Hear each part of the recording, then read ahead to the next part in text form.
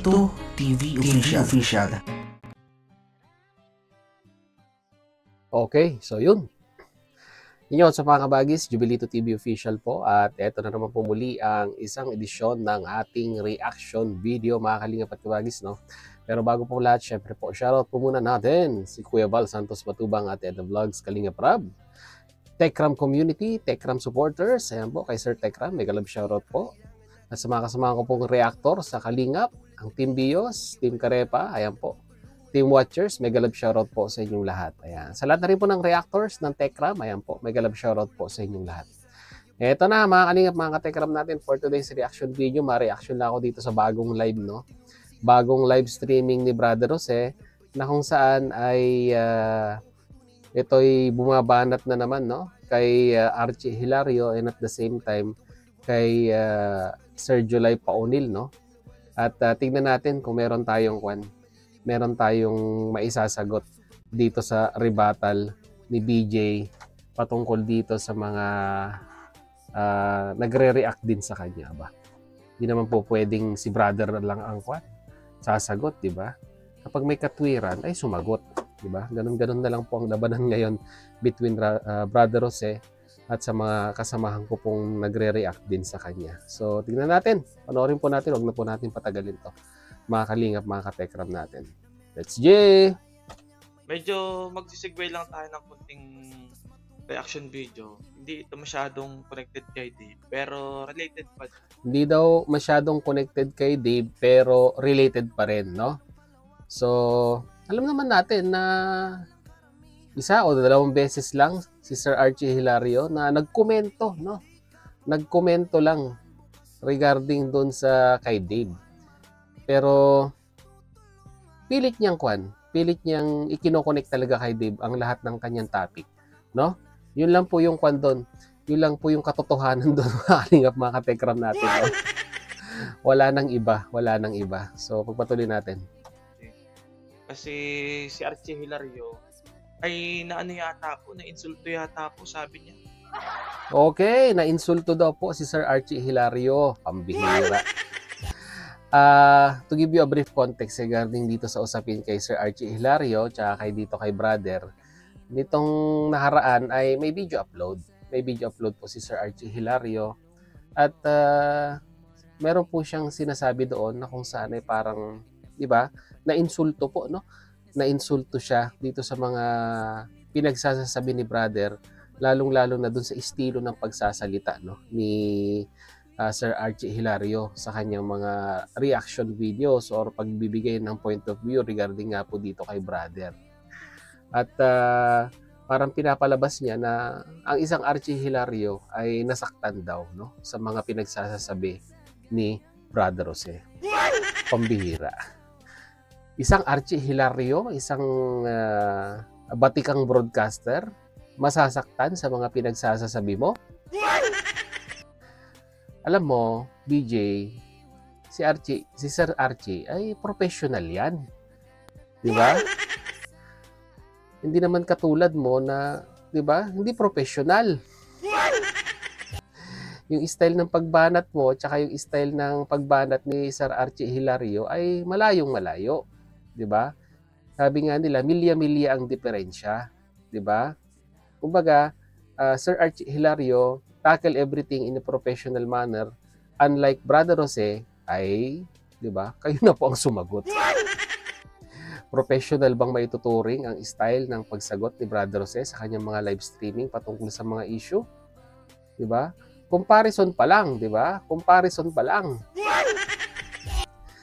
Kung sa mukha pa lang para sa akin mas gwapo ang isang Archie Hilario kumpara sa isang Brother Jose.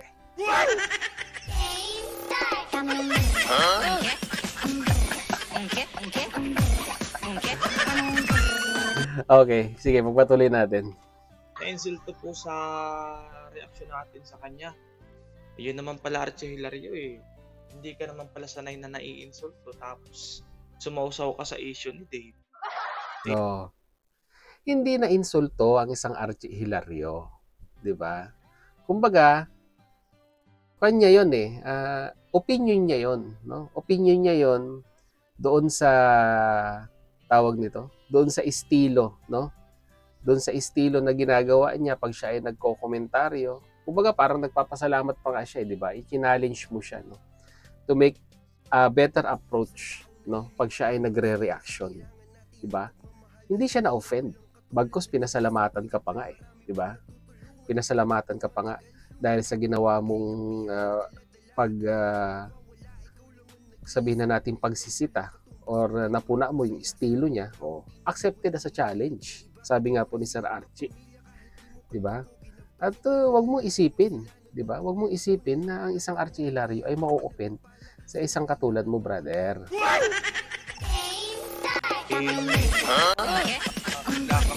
Tapos bumabanat ka lang na kunwari malumanay pero bumabanat ka pa din. Tapos sabi mo naiinsulto ka, nagpapaawa ka dun sa mga audience mo. Mahirap po yung ganun. Kung hindi pala kayo sanay ng ganyan, di dapat hindi kayo sumausaw dun sa issue. Hindi naman sumasawsaw si Sir Archie Hilario, brother. Nagbigay lang siya ng kanyang opinion.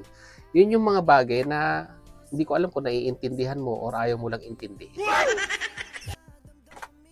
Lalo na si Paunil, kung napipikon ka na Paunil, dapat ay matanda ka na Paunil, tumahimik ka na. Dapat naiintindihan mo yung bata. Yan yung mga banat ni Brother Jose regarding dito. Ina-assume. Huwag tayong masyadong assuming, brother. Sir July Paunil, maaasar sa'yo. Diyos mio, Marimar. Taga mo sa bato, isulat mo sa tubig, no? Baka ikaw ang maasar pagdating ng araw. Ngayon pa lang, naasar ka na sa mga estilo ng pagre-rebuttal sa'yo ni Sir July Paunil. Kasi hanggang ngayon, brother, yung challenge sa'yo ni Sir July Paunil, hindi mo pa rin magawa-gawa, no? So, sa mga hindi po nakakaalam, ano ang challenge ni Sir July Paunil kay brother? Aminin na bayaran siya. Yun ang hindi maamin-amin ni Brother Jose, no? Na kung saan ay tumatanggap siya ng mga pabor sa mga sponsor para ipagtanggol ang kanyang kliyente. Yun ang hindi magawa-gawa ni Brother Jose na hamon, no? Na hanggang ngayon ay pinapanawagan pa rin po ni Sir July Paunil. Diba? Puro kayo diin ng diin, puro kayo pagmamalinis, puro kayo mga pasimple ang katotsada ninyo, dinadaan nyo sa paggaganyan na mulat ng tao, hindi ko mumahinhin kayo magsalita. Mulat ng tao talaga, brother, di ba? Simula nung nagkaroon ka ng issue, no? Although luma na, pero ang multo ay bumabalik sa'yo. Pinabalikan ka ng mga multong nagawa mo sa nakaraan pagdating sa mga sponsor, di ba? Pagdating sa mga perang ibinibigay, pagdating sa transparency sa programa mo, yung multo ngayon, excuse me po, ay bumabalik na dito po kay Brother Jose. Na hanggang sa ngayon ay pilit at hirap na hirap po siyang sagutin regarding doon sa mga pag-iimbestiga namin ginagawa ngayon sa mga luma niyang video na lumalabas ngayon, mahalingap mga tekram natin, ng isang taong akala niya po ay ang linis-linis, ang tingin niya sa kanyang sarili ay meron din pala pong sariling basura na itinatago sa kanyang bakuran. Isang basura na kung saan ay akala niya ay naitapon o nalinis niya na noon, pero ngayon umaalingasaw po at naaamoy niya na po yung baho nito. Tama ba ako, brother?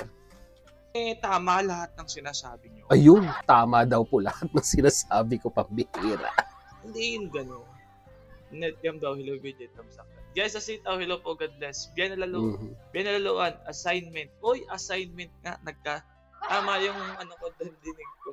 Ano ba yung assignment ko, Ma'am Biena? Ang assignment ni brother ay, di ba, palabasin yung pong 2.7, di ba? Na kahit sino mang reactor ang mag-rebuttal sa kanya ay talagang ang assignment niya galing sa kanyang teacher ay kailangan maisisingit mo palagi ang usapin sa 2.7. Pansin niyo po ba, no, mga kalingap, mga katekram natin, kahit anong issue, tulad ngayon, yung pagsasabi ng saloobin or no point of view ni Sir RG, no? Regarding doon sa kanyang pagpuna, the way Mr. RG Hilario talks, ay talagang ang galing po, no? Naisingit niya pa rin po yung pangalang Dave. Pambihira ka talaga, brother. Ikaw na.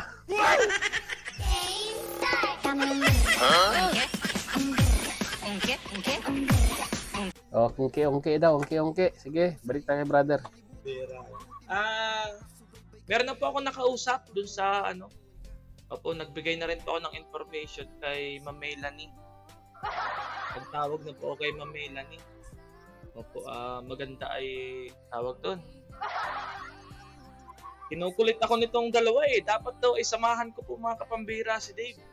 Dapat daw po ay samahan ko sa legal. Parang masasamahan ko yata talaga si Dave. Kung ganyan ang, 'di ba? Kung ganyan ang advokasya mo, talagang samahan mo.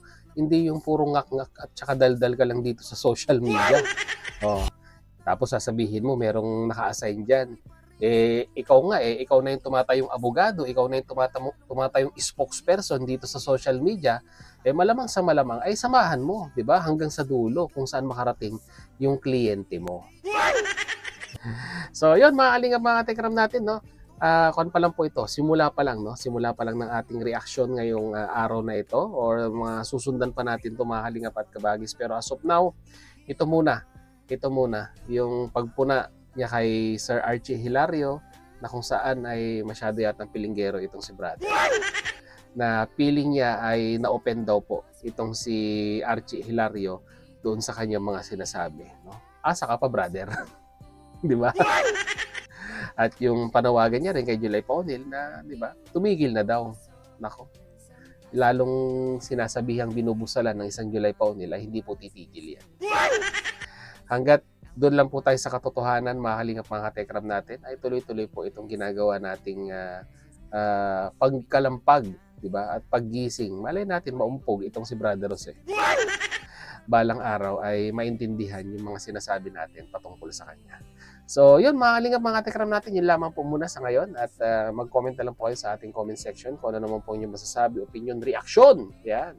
Dito po, no, sa naging pagdidiscuss natin regarding kay Brother Jose. Yan. Abangan ko po kayo sa comment section, mga kalingap, mga katekram natin. So, hanggang dito na lang. Once again, this is Jubilito TV Official, proud member po ng Team Koos at ng Team Bios ng Team Kalingap. As I always say, mga kalingap, mga katekram natin, peace, God first, God bless po. Bye-bye!